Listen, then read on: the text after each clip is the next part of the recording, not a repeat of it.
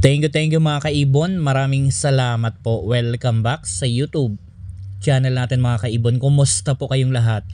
For today's video, sasagot po tayo ng katanungan po ng mga kaibon natin. Ito po, yung unang tanong sa akin ng kaibon natin. Ang tanong, kaibon, may tanong lang po ako sa iyo.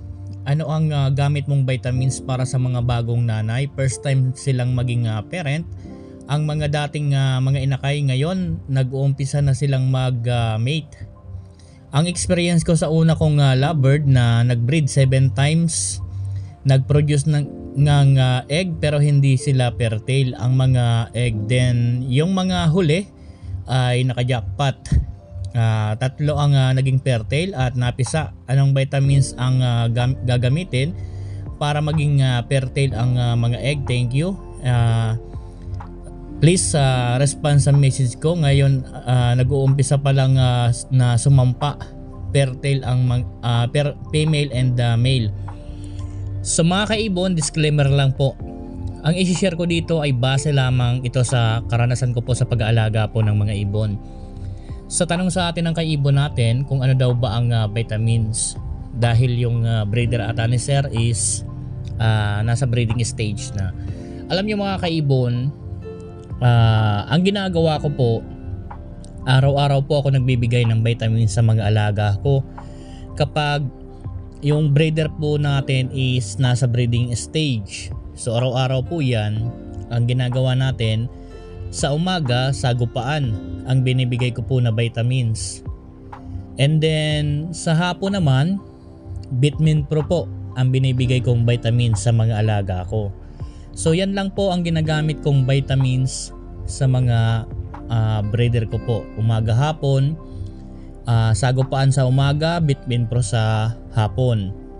And then nagbibigay din tayo minsan ng gulay. So napaka-importante ng gulay para sa mga alaga natin, lalo po kapag nasa breeding stage na yan.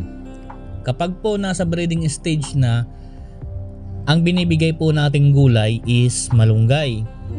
Dahil po ang malunggay, napakarami pong nutrients ang nakukuha ng alaga po natin dyan. So yan po ang binibigay nating gulay.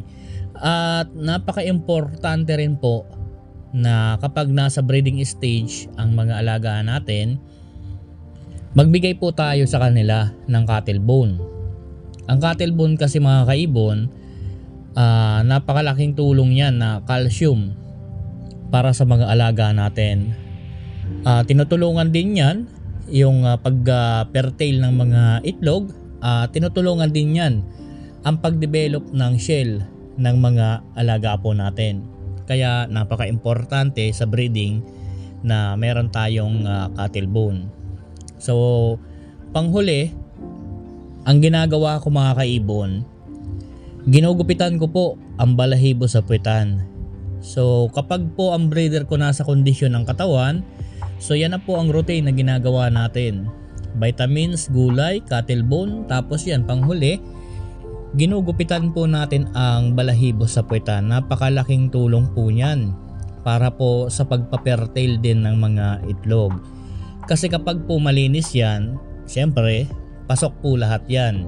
Kaya po mataas ang tsansa ng fertility. Kaya po napaka-importante niyan. Sa totoo lang mga kaibon, kung nakikita nyo doon sa mga video ko sa page ko sa Facebook,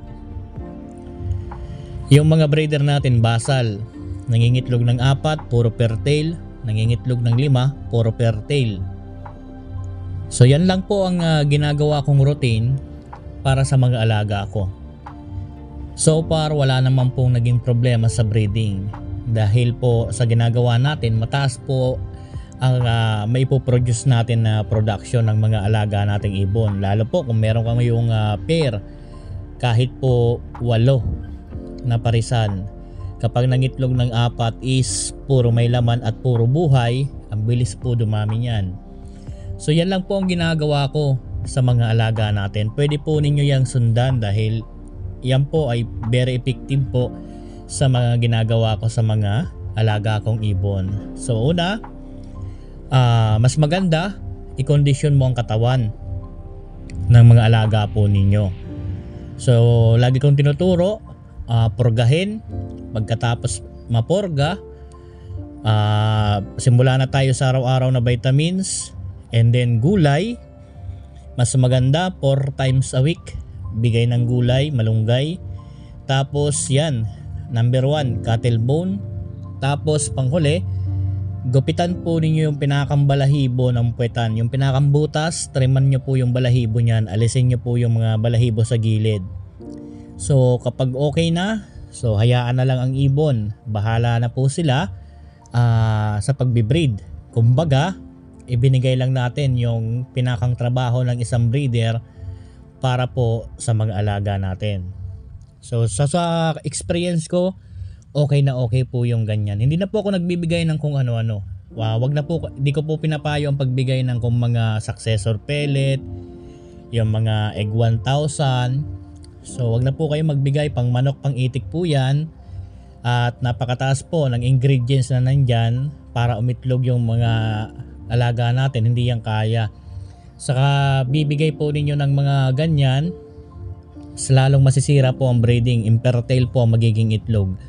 So napaka simple lang kasi ng mga alaga natin. Natural breeding lang, okay na yan. Hindi na po kayo na kailangan ng kung ano-ano pang pampaitlog, mga egg booster. So yan lang ang ginagawa natin, napaka-epektibo niyan. Kapag meron ng inakay yung breeder po ninyo, vitamins pa rin. Araw-araw, vitamins pa rin, magbigay pa rin kayo. Kagaya pa rin ng dati, sagupan sa umaga, vitamin pro sa hapon. Yung patoka, meron naman tayong mga tutorial niyan. At magbigay na lang din kayo ng chick booster kapag meron ng inakay, additional na pagkain nila. So yan lang, okay na yan. So yan po ang unang tanong sa atin. Pangalawa, good day po idol, tanong lang po, sa paresang green, split opa, split ino, ang kapares Lutino hen, kailangan po ba sa unang clutch maglabas na ng red eye para malamang split sa ino yung cock? God bless po. So mga kaibon, sa pagpapares po ng mga ganito na for example, possible ang kapares, possible din, or kaya naman split, ang kapares split, or kaya naman kagaya nito split, ang kapares visual. So sa unang clutch niyan, hindi maglabas, hindi mo pa yan masasabi na walang dugong ino. Hindi mo pa masasabi na hindi siya naka-split.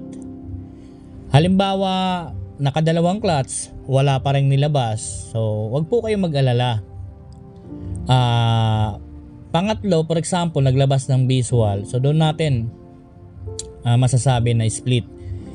Alam nyo mga kaibon, sa mga pagpapares kasi ng ganito, swertihan kasi yan.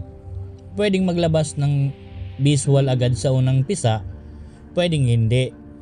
Ganon po ang mga nagpa-project. Hindi naman po kasi basta-basta.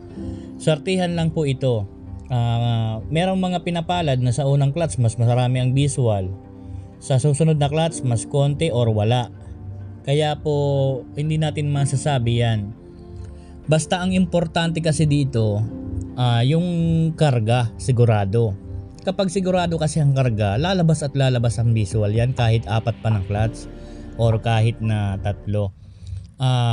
Pwedeng lumabas yan sa ganyan. At dito mga kaibon, para masabi natin din na kagaya ng tanong ni Sir, kinakailangan daw ba maglabas sa unang clutch yung ibon para masabi natin na split? So hindi po natin masasabi agad dyan kung split or what. Ang importante po dyan, alam po ninyo ang pinagmulan. Kagaya po nitong tanong po ninyo, yung cock po ninyo, dapat alam nyo po agad ang pinagmulan nito. Kung saan ba ito nagmula, sa paresan ba na non-visual ang kapares visual. Kasi kung ganun ang pinagmulang paresan nito, ay agad-agad na po na split po itong cock mo. Sure split na po ito sa ino. Halimbawa naman kung ang pinagmulan po nito is back-to-back split, di ang ID po ng cock po ninyong ito is possible split ino. Ngayon, dito tayo mag-aantay nga kung pinares natin kagaya nito sa Lutino. Kapag po naglabas ng visual yan, masasabi natin na split. Split na po yan sa Ino. Pero yun nga, hindi po yan agad-agad sa unang clutch. Swertihan yan. Pwede kayong makapagpalabas sa unang clutch, swerte natin. Pwede kayong makapagpalabas sa mga susunod na clutch. Minsan inaabot pa nga ng 4 or 3 clutch bago maglabas ang ganito ng visual.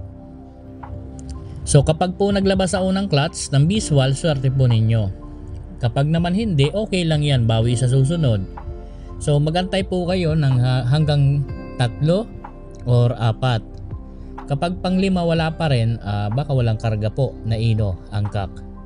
So hayaan nyo lang po at basta sigurado ang karga, ito ang pinapayo ko palagi. Basta po sigurado ang karga, lalabas po at lalabas yan, basta po tamang parisan.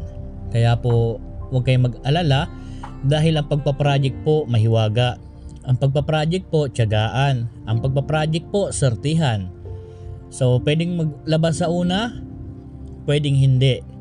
So ganun po yan at kapag swerte natin palaging meron.